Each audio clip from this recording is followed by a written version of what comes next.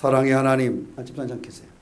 사랑의 하나님 감사합니다. 우리 가운데 함께 하셔서 하나님의 축복을 이루게 하여 주시고 은혜와 은총의 시간이 되게 하여 주시옵소서. 이전에 하나님의 말씀을 나눌 때에 복이 되게 하여 주시고 살아있는 주의 말씀이 우리의 삶 속에 머물게 하여 주시옵소서. 주께서 우리 가운데 계심을 믿사오며 우리 주 예수님의 이름으로 기도하옵나이다. 아멘. 제가 찬송 한장 하겠습니다. 345장. 제가 부를 거니까 듣고만 계세요. 제가 이 찬양을 굉장히 좋아했었는데 저희 어머니 떠나실 때 이 찬양을 굉장히 많이 불렀었어요. 그래서 굉장히 많이 기억되는 찬양이라 제가 한번 불러보겠습니다.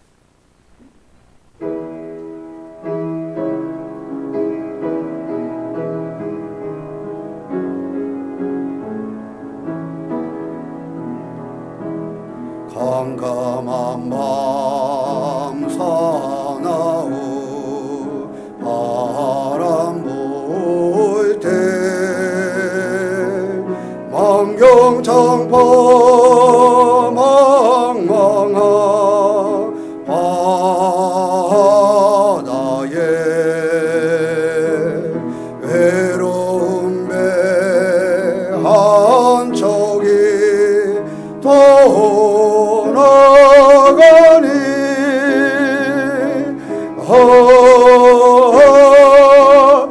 이태하구나 이태하구나 비바람이 무섭게 몰아치고 그 성나물 큰 파도 이때에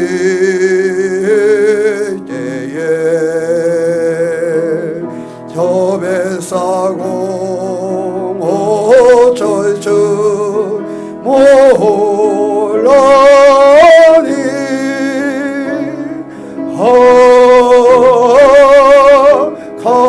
가련하구나 가련하구나 절망 중에 그 사고 떨면서도 한 줄기의 밝은 빛 보고서 배 안에도 하나님 계시 믿고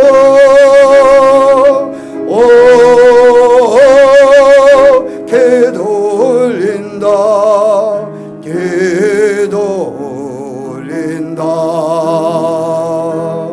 아버지여 이제 굽어보사 성남북랑 잔잔케 하시고 이 불쌍한 인생을 살리소서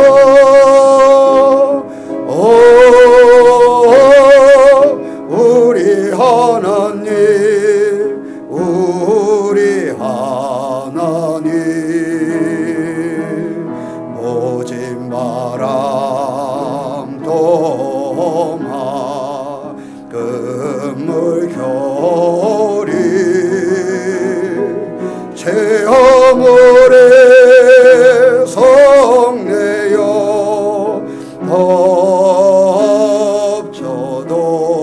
덮쳐도 권능에서 그 노를 저으시니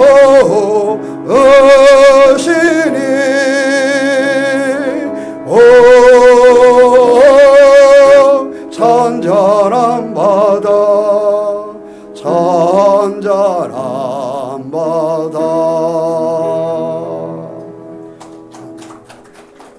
제가 우리 교회 와서 오늘이 20번째 드리는 송년주일 예배입니다. 그래서 됐어요 집사님. 지난 3주 동안 기도하면서 많은 생각을 갖게 되었습니다. 2004년도 3월 말쯤에 서울의 은평복지관 간장을 하고 있는 오은성 목사가 전화가 왔어요. 그래서 기억을 하는데 문고사님 가정을 신방을 하고 딱 나오는데 전화가 왔어요. 야, 이 목사 요즘 어떻게 지내? 잘 지내? 야, 경기도에 요양원이 있고 교회가 있는데 거기 원장을 하면서 담임 목사를 하는 자리가 있는데 거기를 가지 않을래? 이렇게 전화가 왔어요. 근데 제가 해남 오고 2달이 채 안 됐을 때였습니다. 전화라는 게 인천에서 이제 개척교회 목회를 하다 보니까 그 친구가 그런 자리가 있으니까 저한테 전화를 해서 야, 경기도에 이렇게 안정된 교회가 있고 이렇게 요양원이 있으니까 네가 사회복지사도 하고 이렇게 했으니까 거기 가서 목사 목회를 하면서 그 원장을 하면 좋겠다. 나보고 갔으면 좋겠다. 이러면서 전화가 왔어요. 그래서 막 문권사님 댁 신방을 하고 나오다가 야, 내가 해남에 왔어. 해남에 온 지 이제 2달이 안 됐다. 야. 했더니 그 친구가 그래. 난 아직 인천에서 개척교회 목회를 하는 줄 알았어. 그래서 그렇게 전화를 걸었습니다. 그렇게 해남에서 목회를 시작하고 이제 20년째 송년주의를 보내면서 지난 3주간 기도할 때 그런 생각이 들었습니다.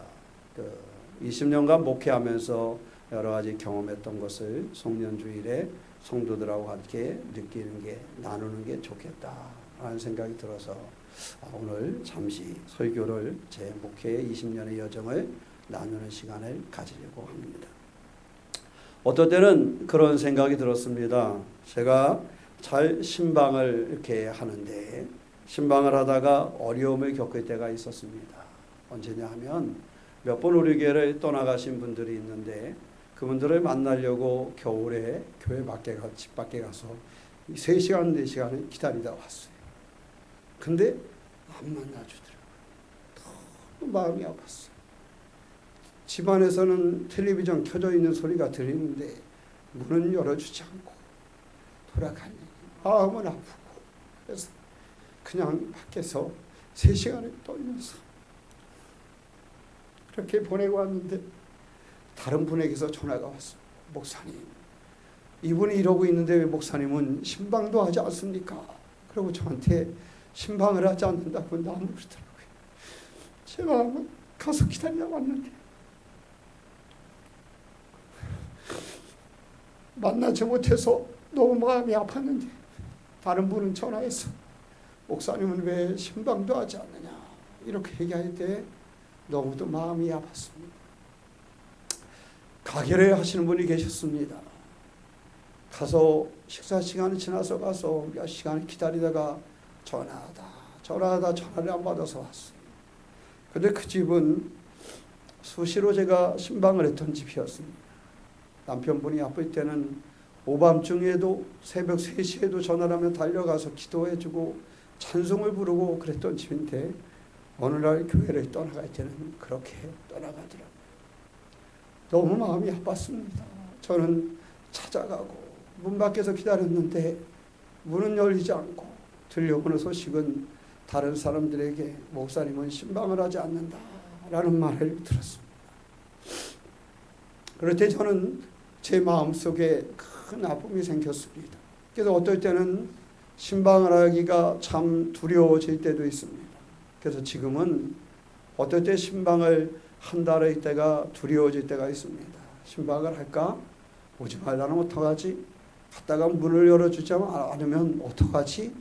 그러면 나도 큰 트라우마가 생길 텐데 그런 생각을 드는 순간도 많이 있었습니다. 예전에 기억하실지 모르겠지만 어떤 집사님이 우리 교회 한 2년 열심히 다니다가 교회를 떠났어요. 근데 그분이 아마 제가 기억할 거로는 제 자가용을 살 때쯤 제가 목사님이 차례 산달했다. 그래서 교회를 떠나신 것으로 기억을 합니다. 근데 그때도 참 제가 하나님을 원망했었어요. 왜냐하면 그분이 그런 일이 있기 2주 전에 저한테 오라는 교회가 있었습니다. 삼척에 있는 한 200명 정도 모이는 교회에서 저를 청빙을 했어요. 거기에는 우리 교회도 한번 다녀갔는데 케냐 선교사로 있는 이태권 선교사의 장인 어른이 목회하는 교회였습니다. 그 장인 어른이 목회하다가 목회 연수가 이제 얼마 남지 않았는데 그 교회가 한 200명쯤 모이고 교회를 잘 건축을 했어요. 그런데 건축을 해놓고 교회가 좀 어려움을 겪었어요. 그러니까 그 목사님이 그 친구에게 야, 이 친구들 중에 우리 교회 와서 우리 교회가 이렇게 삼척의 구도심에 있는 교회인데 이러이러한 어려운 사람들이 활동을 하면서 목회할 사람 있으면 추천 좀 해라. 그랬더니 그 이태권 선교사가 저를 추천을 했어요. 그랬더니 그 목사님이 저한테 전화를 해가지고 이 목사 내가 이태권 목사한테 들었는데 이 목사가 우리 교회 와서 목회하면 어떨까? 얘기 들어보니까 고향도 강원도라 그러던데 여기 와서 목회하면 좋지 않을까? 이렇게 전화가 왔어요. 근데 그때 제가 그 목사님한테 목사님 우리 교회 와서 이렇게 활동을 하고 해서 갈 수가 없습니다. 이러고 전화를 끊었는데 전화 끊고 2주 후에 그 집사님이 목사님은 차를 사자려면 중고차를 살 줄 알았는데 이러한 차를 산다랬다. 그래서 그 목사님이 성도들한테 얘기하고 교회를 떠나게 됐어요. 사실 삼척에 있는 그 교회는요 좋은 자가용이 있는 교회였습니다. 갔으면 거기에는요 까만 승용차가 저를 기다리고 있었어요. 차도 있었고 교회도 잘 건축되어 있었기 때문에 아마 제가 차에 대한 욕심을 부렸으면은 그 교회를 그냥 갔을 겁니다. 아무 걱정 없이 아무 생각 없이 그러면 제가 가겠습니다 이러고 그냥 갔을 거예요. 그런데 그 교회를 목사님 제가 못 갑니다 이렇게 얘기를 했는데 2주 만에 제가 자동차에 욕심이 있어가지고 그거를 그렇게 했다라는 말을 들으면서 너무 마음이 아팠습니다. 이러한 세계를 겪으면서 이제 왔었어요. 물론 성도들 중에 제가 사랑을 많이 받은 것도 사실입니다. 그래서 20년 동안 목회하면서 와서 보니까 성도님들이 굉장히 많이 사랑해 주셨고 힘들고 어려운 순간에는 함께 해 주었고 또 그래서 이렇게 지나보니까 제가 상도 많이 받았더라고요. 근데 이제는 상을 받으면서 누구한테 말하기가 굉장히 두려워요. 그래서 제가 한 2주 전인가 군수상을 받았어요. 군상을 받았는데 교인들한테는 아무한테도 이야기를 하지 않고 갔어요. 그랬더니 거기 온 어느 공무원이 그러더라고요. 목사님 다른 사람들 다 꽃다발 가져왔는데 목사님 교인들한테 얘기해서 꽃다발 좀 가져오라 그랬지 그러더라고요. 그래서 아닙니다. 그래서 그냥 혼자 가서 그냥 조용히 시상식에 참여하고 상을 하나 받아 가져왔어요. 사실 우리 교회에서 목회하면서 여러분들의 도움으로 군수상도 받아보고 도지사상도 받아보고 우리 감리교 신학대학에서 주는 자랑스러운 동문상도 받아보고 가지각색의 상도 많이 받아봤습니다. 따져보니까 20년 동안 우리 교회에서 받은 사랑도 크고 또 크고 작은 어려움들도 있었습니다. 그런데 그렇게 오면서 제가 오늘 이렇게 나누고자 했던 것은 이 찬양을 부르다 보면 어쩌면 때로는 이 찬양의 모습이 내 모습이 아닐까, 성도들의 모습이 아닐까, 교회의 모습이 아닐까 하는 생각을 가져봤습니다. 어머니가 세상을 떠나가실 때 제 마음속에 드는 생각이 이 1절에 있는 가사였습니다. 외로운 배 한 척이 떠나가니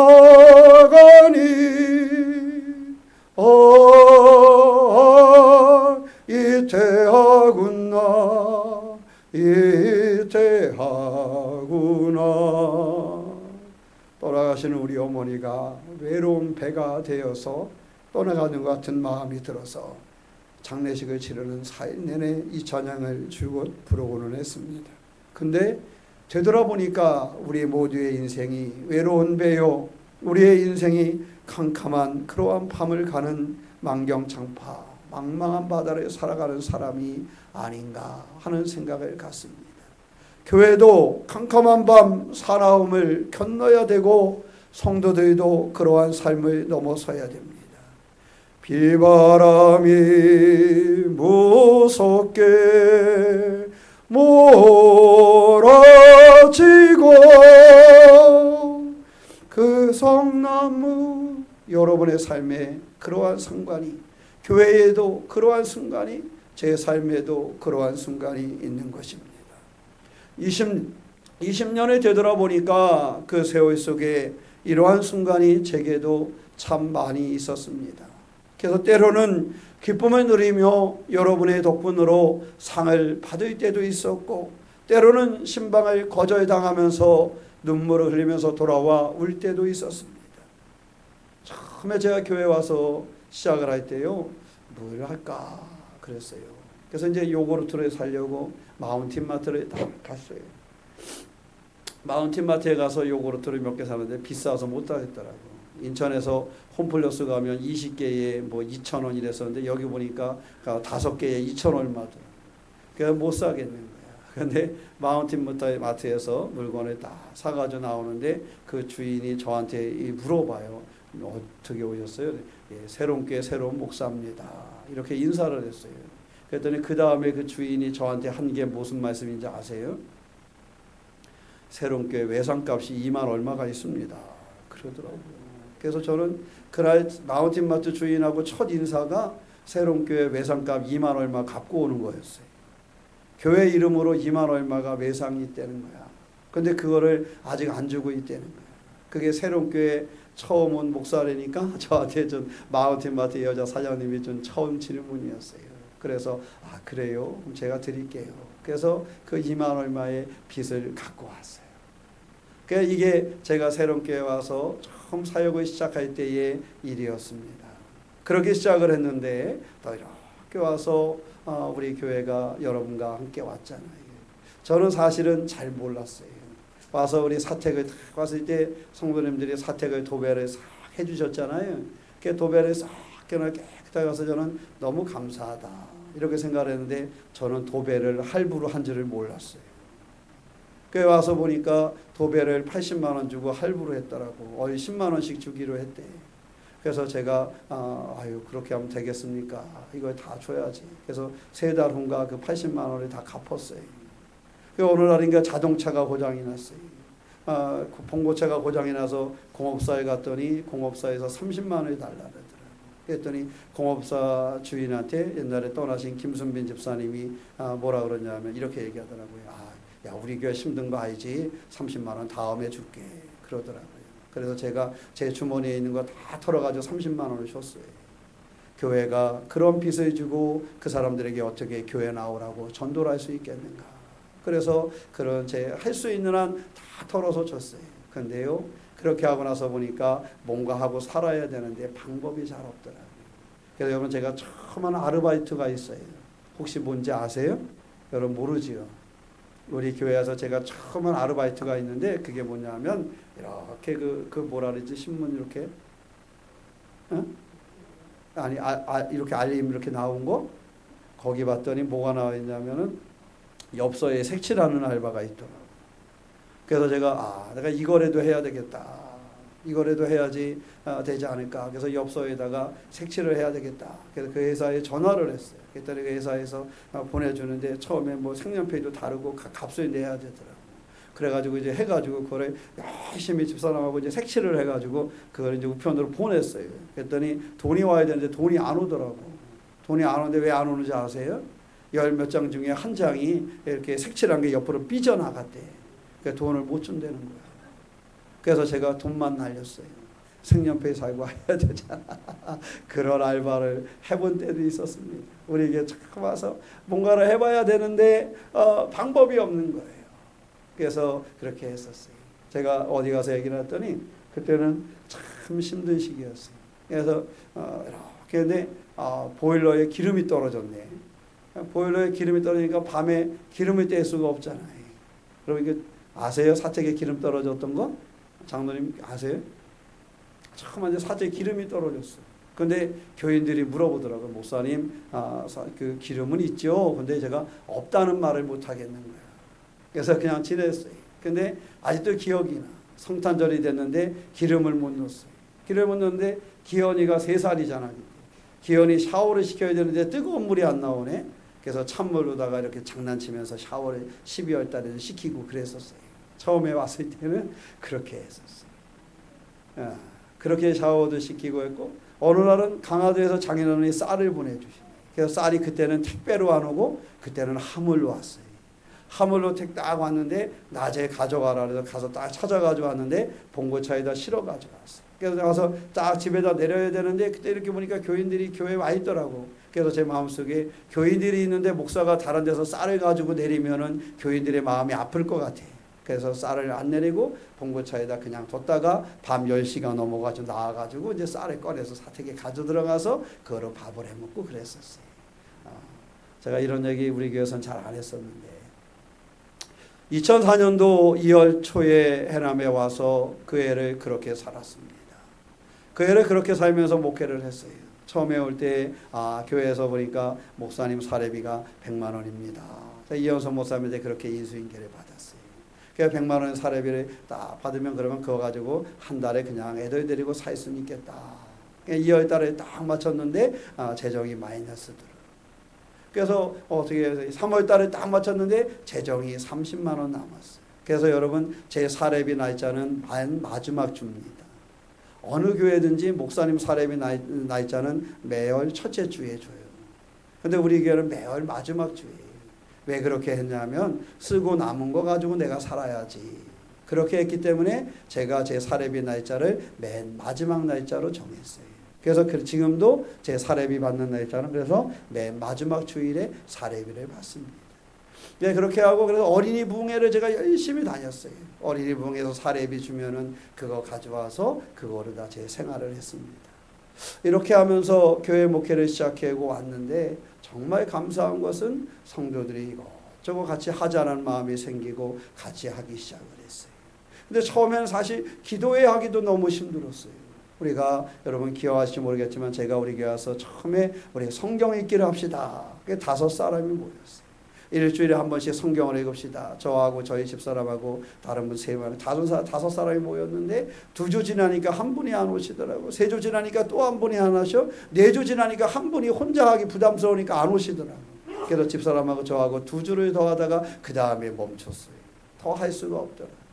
어느 날 저는 금요일 날 밤에 심야 기도를 하고 싶었어요. 근데 말은 꺼내지를 못했어요. 그랬더니 우리 박영수 장로님 오셔서 우리 이렇게 기도회를 하고 싶어하는 사람이 하면 어떨까요? 세 가정이 하자 그러더라고요.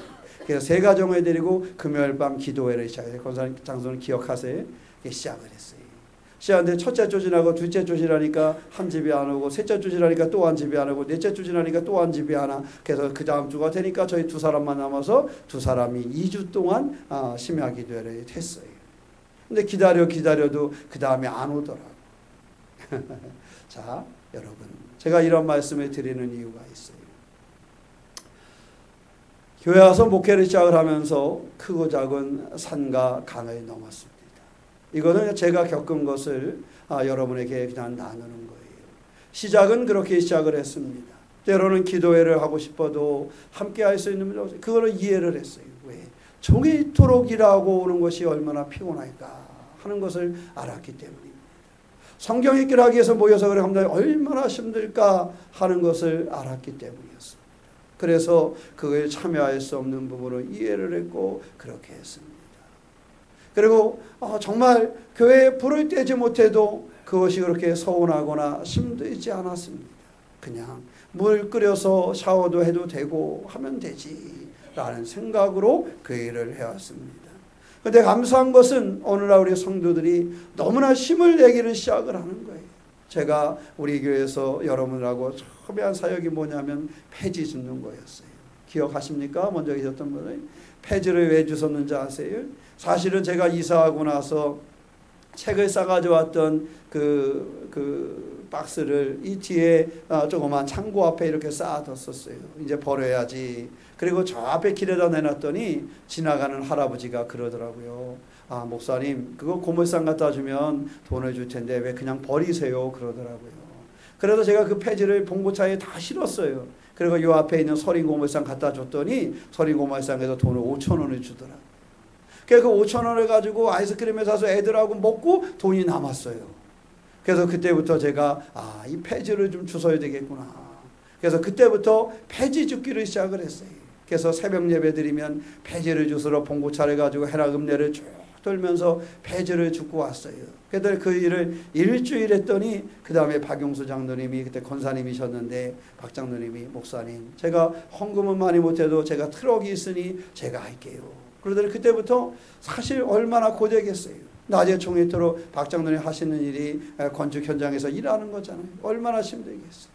그 일을 하고 와가지고 저녁 시간 되면 밥 먹고 나가서 읍내를 2시간을 돌면서 폐지를 줍는 거예요. 주워 가지고 와서 교회 마당에다가 퍼놓고 가요. 그럼 우리는 또 새벽 예배 끝나고 그거 정리하는 거예요. 그죠? 장로님 기억나세요? 그렇게 시작했어요.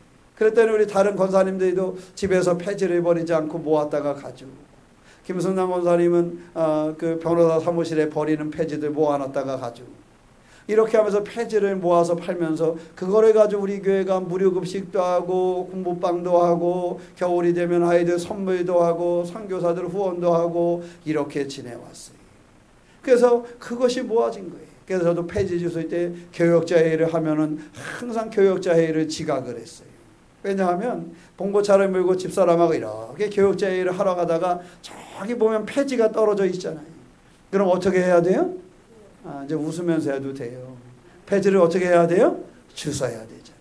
그래가지고 차를 갓길로 딱 세웁니다. 그럼 제가 차를 딱 세우면 집사람이 문을 열거나 막 뛰어가서 폐지를 주워가지고 봉고차 뒤에다 딱 실어요. 그러면 딱 닫고 또 가. 그러면 교역자 씨가 회의는 11시에 시작인데 저는 항상 15분, 20분쯤 도착을 해요. 가다가 폐지 주워야 돼. 오다가 폐지 주워야 돼. 갔다 오면 봉고차 뒤에는 폐지로 꽉 차서 옵니다. 그렇게 해서 저도 폐지를 줍고 박장로님도 폐지를 줍고 교인들도 폐지를 줍고 집에서 버리는 거 안 버리고 모아가지고 문고사님 주일날 교회 올 때 폐지를 머리에 이고 오더라. 그렇게 하면서 우리가 폐지를 모아가지고 그거로 무료급식을 하고 이런 활동들을 했어요. 그 폐지 모아서 판 돈이 1억 8천만 원입니다. 제가 제 수첩에 기록을 했는데 10년 동안 폐지 모아서 팔아서 저희가 사용한 돈이 1억 8천만 원. 그렇게 모아진 것이었습니다. 그렇게 해서 여러 가지 일을 할 수 있었고 달려왔습니다. 그러면서 우리 교회가 이제 부흥이 됐고 조금씩 여러 가지 다양한 활동을 할 수 있는 그러한 교회가 되었습니다. 그러다 보니 교회에서 여러 가지 일이 있었습니다. 우리 김성숙 권사님, 최호정 권사님 결혼식도 제가 주례를 받고 우리 오복석 권사님, 김미성 권사님, 집사님 결혼도 제가 주례를 보고 우리 나보다 나이가 많으셔도 그렇게 하면서 제가 우리 교회에서 결혼식 가고 또 우리 반주하시는 우리 집사님도 또 우리 한솔이도 결혼을 하고 이렇게 하면서 제가 한솔이 중학교 입학할 때 우리 교회 왔는데 이렇게 하면서 목회를 해왔습니다. 사랑하는 성도 여러분, 제가 이 말씀을 드린 이유가 있습니다.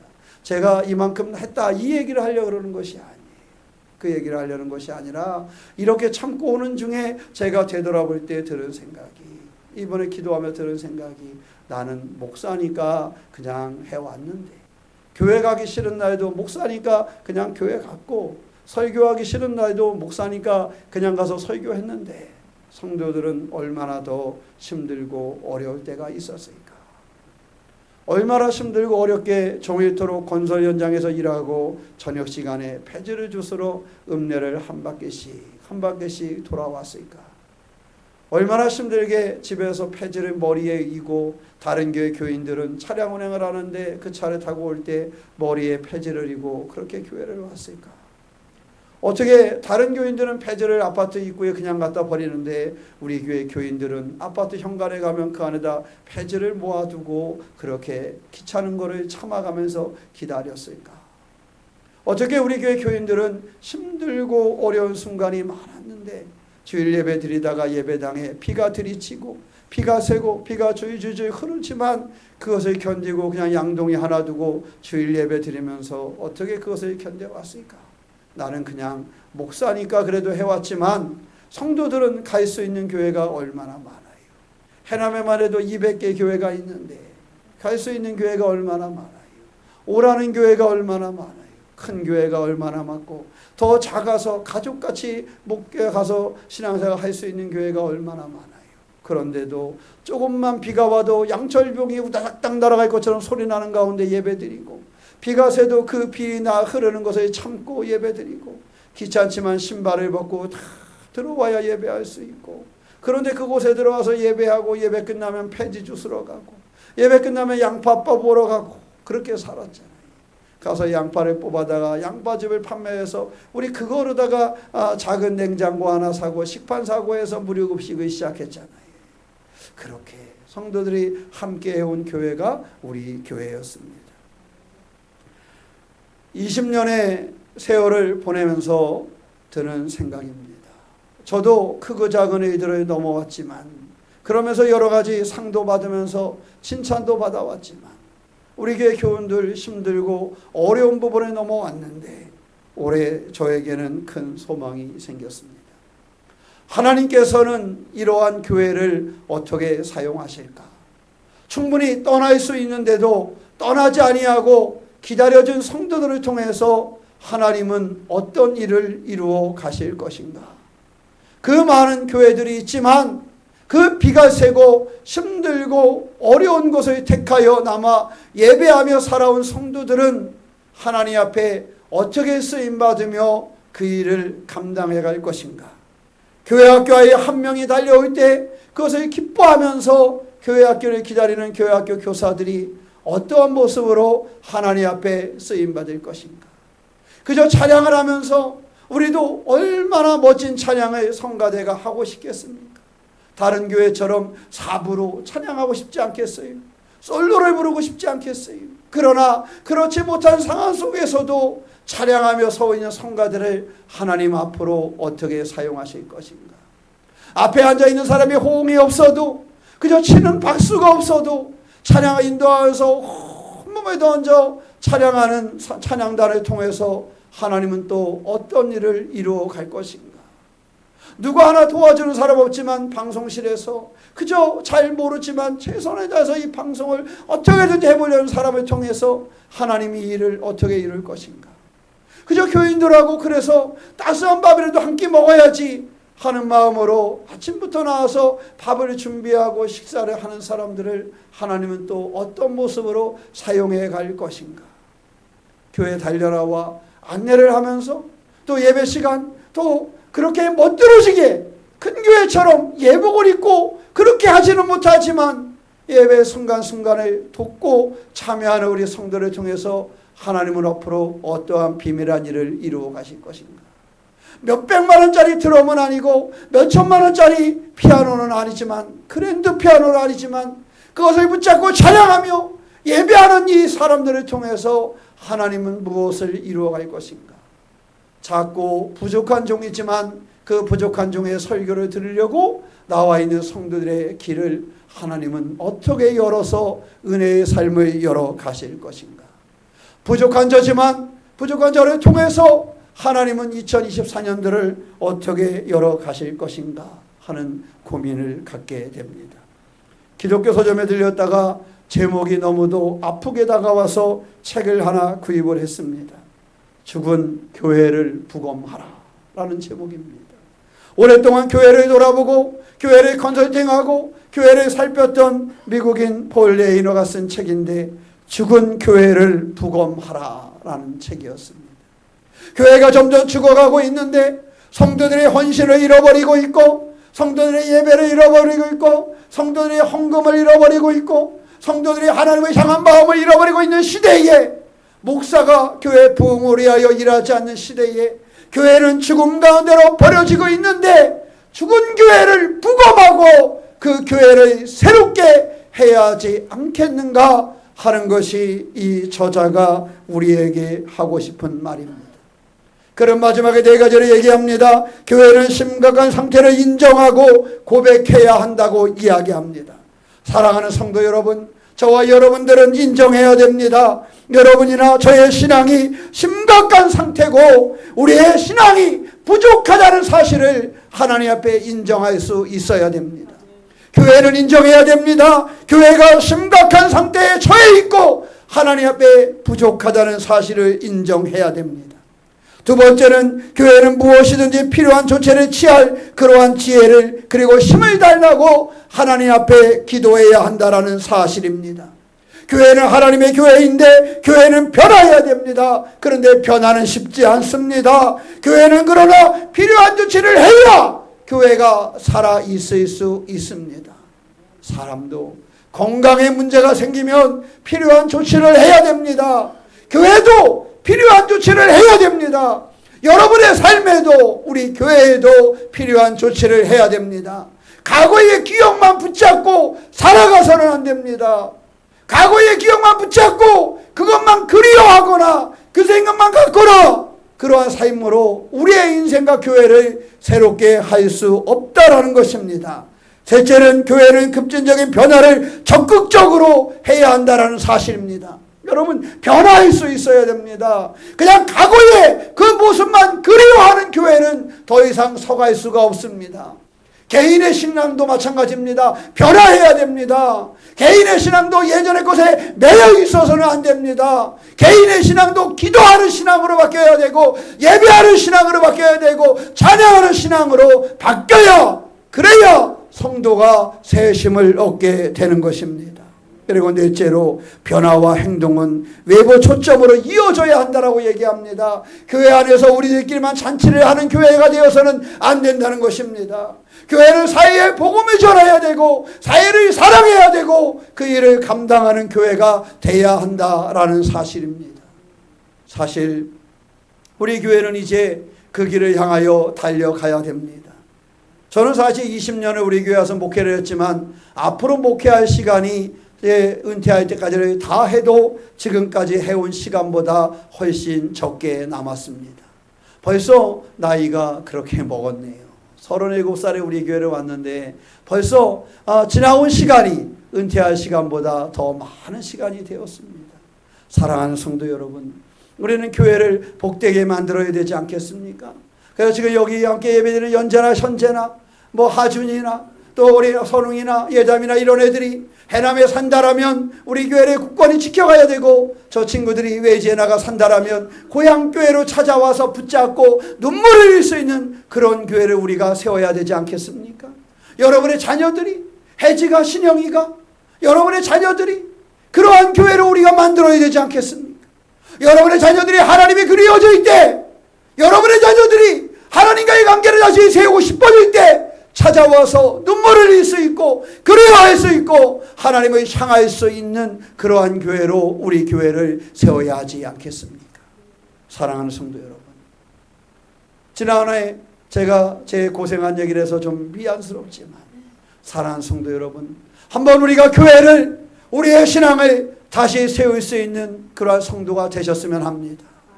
죽어가는 그러한 교회, 죽어가는 내 신앙이 아니라 교회를 부검하고 우리의 신앙을 부검하시기 바랍니다. 올해 1년의 마무리하는 이 마지막 날에 내 신앙을 부검하세요. 내 신앙을 열어서, 내 몸을 열어서 내 신앙이 온전한가, 나는 기도하는 사람인가, 나를 예배하는 사람인가 온전히 부검하고 나를 살리는 그러한 주인공이 되시기를 주님의 이름으로 축원합니다.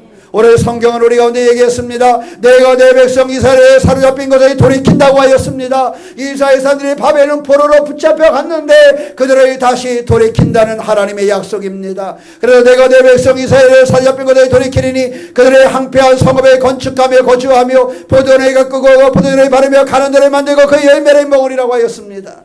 다시 그들을 그 바벨론에서 돌이켜서 그들로 하여금 성읍을 다시 건축하게 하고 그곳에 다시 포도원을 가꾸게 하고 그것에 다시 열매를 맺게 해서 그것을 먹게 하신다는 하나님의 약속이 우리 가운데 있는 것입니다.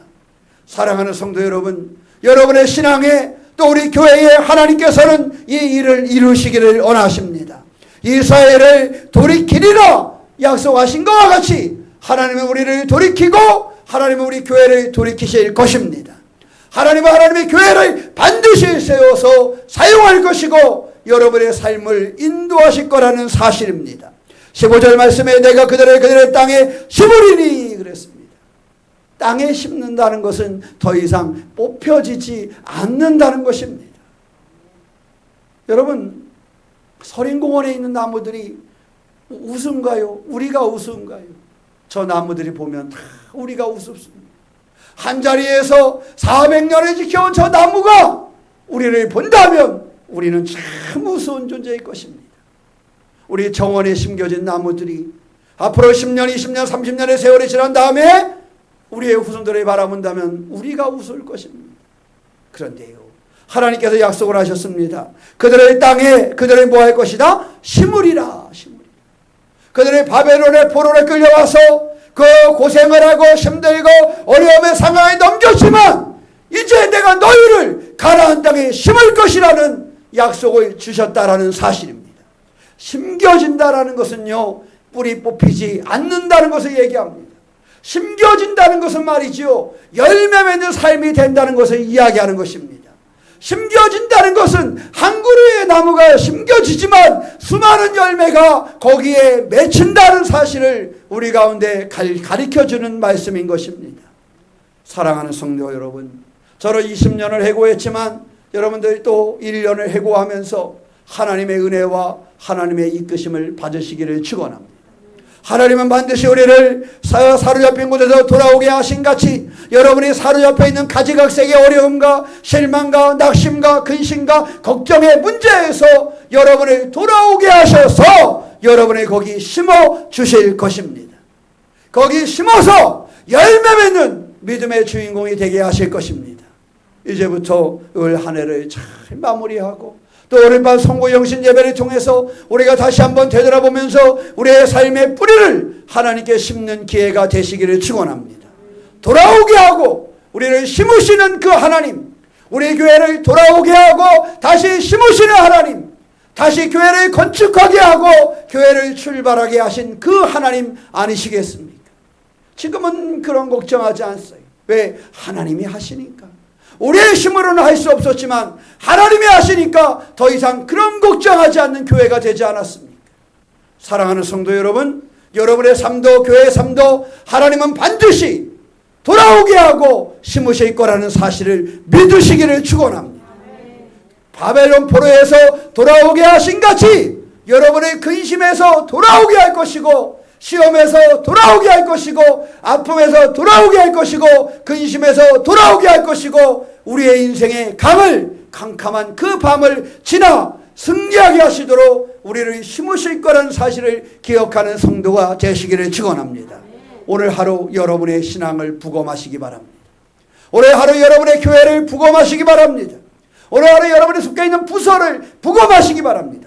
성가대는 성가대를 부검하고 찬양단은 찬양단을 부검하고 남성교회는 남성교회를 부검하고 여성교회는 여성교회를 부검해서 무엇이 문제인가를 찾고 우리를 돌아오게 하고 우리를 심으시는 하나님의 은혜 가운데 복된 새해를 맞이하는 우리가 되시기를 주님의 이름으로 축원합니다. 기도하겠습니다.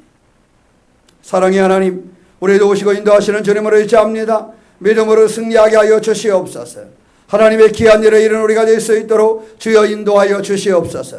살아있는 믿음으로 서게 하여 주시옵소서. 하나님의 귀한 일들을 이루게 하여 주시되 반드시 사람을 돌아오게 하시고 반드시 심으시는 하나님이 우리의 하나님이심을 고백하오니 주의 은혜 가운데 살아가는 우리가 되게 하여 주시옵소서.